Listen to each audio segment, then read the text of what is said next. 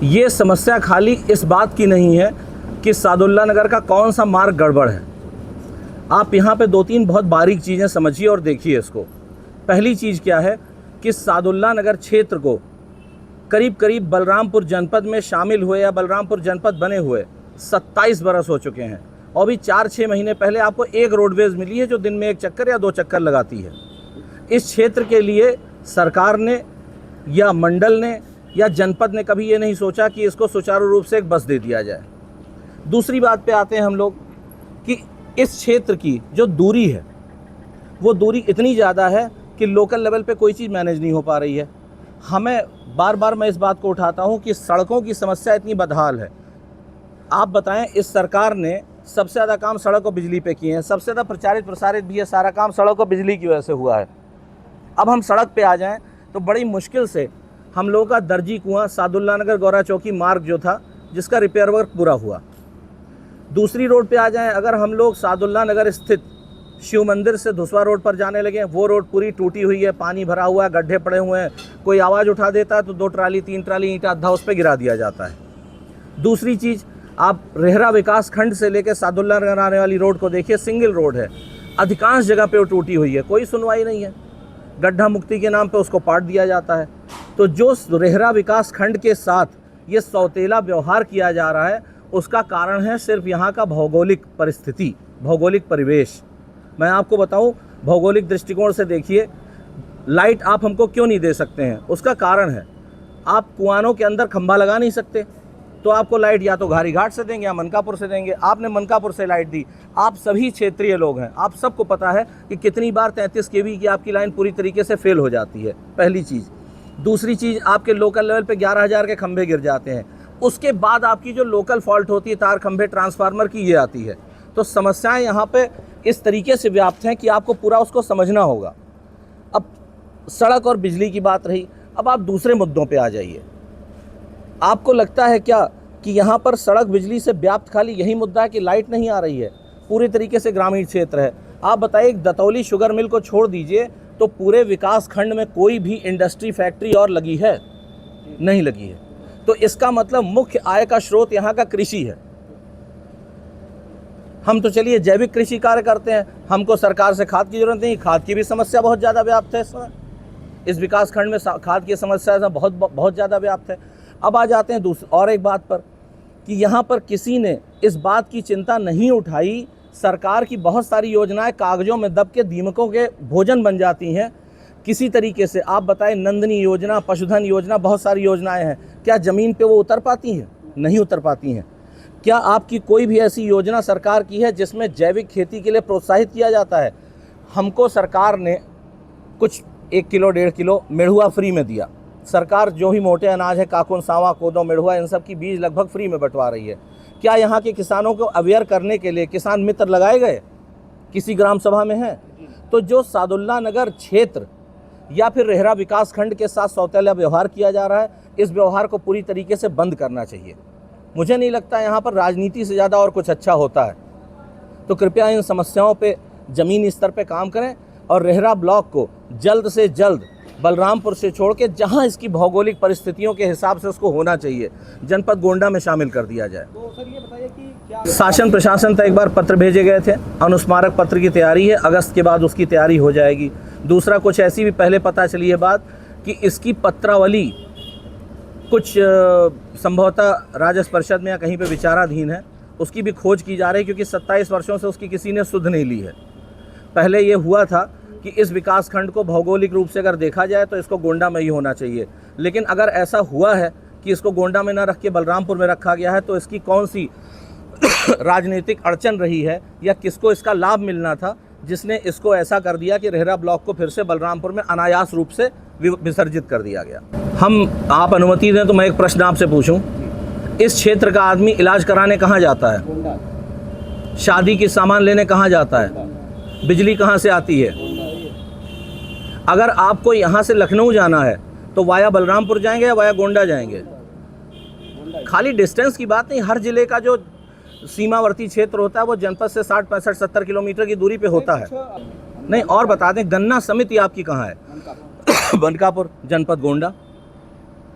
Post office, head office. मतलब आपको बताएं, विडंबना ऐसी है कि ये जो रोड है हमारी दर्जी कुआं, सादुल्ला नगर, गौरा चौकी, बभनान मार्ग, इस रोड का रिपेयर वर्क हमारा कहाँ पे होता है? गोंडा। PWD गोंडा में आता है। मतलब इस रोड पे अगर कोई अपराध हो जाएगा तो बलरामपुर में दर्ज होगा, और रोड टूट जाएगी तो गोंडा में दर्ज होगा। वो एक बड़ा मसला है, क्योंकि सरयू नहर खंड भी गोंडा में आती है। तो हाँ, वन क्षेत्र हमारा पूरा गोंडा में है। तो वो वन क्षेत्र जितना भी है सब गोंडा में रखा गया। वो तो जैसा समय दिया जाएगा। इस प्रकार अगर देखा जाए तो देवी पाटन मंडल में जो सोसाइटी रजिस्ट्रेशन के ऑफिस हैं, जो भी सोसाइटी के कार्य हैं, वो आज भी फैजाबाद से हो रहे हैं। अब आप एक विडंबना और देखिए, हम पसीना पोंछ रहे हैं, आप लोग के मत्थे पसीना है, क्या मतलब है इसका? जब सवेरे से लाइट ही नहीं है, इन्वर्टर बैटरी चार्ज ही नहीं है, लाइट अपील हो जाती तो आप लोगों की भी व्यवस्था थी, हमारी व्यवस्था थी, इसको खुले में करना पड़ा। तो सरकार तक ये परेशानी सिर्फ हमारे वाक्यों से नहीं, हमारे मत्थे पे बहरे पसीने से भी देखनी चाहिए। देखिए, विधायक जी अपने स्तर से प्रयास कर रहे हैं, हम अपने स्तर से कह रहे हैं। वो अपना धर्म निभा रहे हैं, हम अपना धर्म निभा रहे हैं। अब धर्म निभाते निभाते या तो हम पा जाएंगे या तो गर्मी बीत जाएगी। समय बहुत बलवान है, एक चीज़ तो आगे हो ही जानी है। मुख्य मुद्दे भैया सारी बात यह है कि हमारा क्षेत्र पूरी तरीके से हर मूलभूत सुविधा से उपेक्षित है। हम सिर्फ मोटी मोटी एक बात कहना चाहते हैं कि हम लोगों को न यहाँ रहने से कोई लाभ है, न हम सभी क्षेत्रवासी यहाँ रहने की कोई आवश्यकता समझते हैं। आप इसका सर्वे कराइए, इसको देखिए और हमको वहीं भेज दीजिए जहाँ हम हैं। ये बहुत सकारात्मक है और मैं इसकी प्रशंसा इसलिए करता हूँ क्योंकि अगर ऐसा नहीं होता तो ये लगता शायद इस मुद्दे में दम नहीं है। मुद्दा इतना दमदार है कि उनको भी लगा, जिन्होंने इस बात पे कुछ विपक्ष में करने को सोचा, कुछ इसके खिलाफ करने को सोचा, उन्होंने समझ लिया कि इस मुद्दे में कुछ तो दम है, इसका विरोध करना आवश्यक है। तो अगर विरोध हुआ है तो बहुत खुशी की बात है। हम सब, आप सब बधाई के पात्र हैं कि आप सबके माध्यम से हमारी आवाज़ इतनी ऊंची पहुंच गई कि उसका विरोध भी होने लगा। कुआनो नदी के दक्षिण तरफ हम हैं, उत्तर तरफ बलरामपुर है। और अगर आप देखेंगे तो अभी मेरे पास एक मैप है, मैं आपको दे दूंगा, मैं आपको दिखाता हूँ। आप और प्रश्न पूछिए, मैं मैप निकालता हूँ, मैं आपको मैप दिखाता हूँ, उससे आपको बिल्कुल स्पष्ट हो जाएगा। सरकार हमारी बात सुनेगी। हमारे पास दो रास्ते हैं इसको करने के। पहला रास्ता ये है, हम अपनी बात को लेकर क्षेत्र में जाएंगे, क्षेत्रवासियों के मध्य जाएंगे, अपनी बात कहेंगे, अपनी आवाज़ उठाएंगे, अपने तरह से हस्ताक्षर अभियान चलाएंगे। उसके बाद हम सड़कों पर बैठेंगे। और एक दूसरा रास्ता हमारे पास ये भी है कि हम इसको लेकर रिट पिटीशन के माध्यम से सरकार तक पहुंचाने की कोशिश करेंगे कि न्यायालय पे हम अपनी बात कहेंगे। न्यायालय में सरकार का जो नुमाइंदा होगा, सरकार का जो वकील होगा, वो देखेगा। अगर आप इसको देखें, ये देखिए, ये रेहरा बाज़ार है, इसको आप दिखाइए, देखिए ध्यान से देखिए, रेहरा बाज़ार में ये इमेज आपको शेयर भी कर दूंगा। अब इस रेहरा बाज़ार में ये जो पीला वाला हिस्सा आप देख रहे हैं, इसके तीनों तरफ गोंडा है। और जो ये लाइन देख रहे हैं आप, रेहरा बाज़ार जो लिखा है इसके ऊपर, ये कुआनो नदी है। आप इस मैप को देखिए और ये बताइए, क्या इस क्षेत्र को कभी भी बलरामपुर में रहने का कोई अधिकार था? राजनीति का जो ये क्षेत्र हमारा शिकार हुआ है, अब मैं चाहता हूं कि हम लोग 27 साल से बहुत भुन पिस चुके हैं। सरकार हर जगह लगभग सड़क और लाइट की सुविधा दे चुकी है, हमको नहीं मिली है। अब हमारे ऊपर दया कीजिए और हम लोग को वहां पहुंचा दीजिए जहां के हम अधिकारी हैं। देखिए, राजनीति के दो पहलू होते हैं। अगर ज़मीनी स्तर पे कार्य करके राजनीति की गई है, आपके चलने के साथ आवाम आपके साथ जुड़ रही है, तो आपका क्षेत्र इतना पिछड़ा नहीं रह जाएगा। और जब राजनीति ऐसी होती है कि सिर्फ नीतियाँ ही होती हैं और कूटनीतियाँ ही होती हैं, तो आपका क्षेत्र, आपकी सड़कें, आपकी नालियाँ, आपकी सफाई, आपकी सुरक्षा बोलती है कि इस क्षेत्र की राजनीति कैसी रही है। और राजनीति बदलने का समय आएगा, राजनीति का परिवर्तन आराम से जनता कर देगी। उसके लिए हमको आपको कुछ कहने की ज़रूरत नहीं है। परिवर्तन हो जाता है, किसी की सहने की क्षमता कम होती है, किसी की सहने की क्षमता अधिक होती है। मेरी प्रेस कॉन्फ्रेंस समस्याओं पर संबंधित है। हम आप दोनों पसीना बहाते हुए आप सवाल पूछ रहे हैं, मैं सवाल का उत्तर दे रहा हूँ। इसका मतलब यही है कि हम लोग समस्याओं से ग्रसित हैं। ये सिर्फ समस्या से रिलेटेड है, राजनीति से इसका कोई लेना देना। पूरे उतरौला विधानसभा में ये समस्या नहीं है। ये समस्या रेहरा विकास खंड में ज़्यादा करके है। उसका कारण ये है कि हम लोगों को अंतर जनपदीय विद्युत व्यवस्था मिल रही है। अब अंतर जनपदीय विद्युत व्यवस्था की सबसे बड़ी समस्या ये होती है कि उसमें रोस्टिंग का टाइम फिक्स कर दिया जाता है।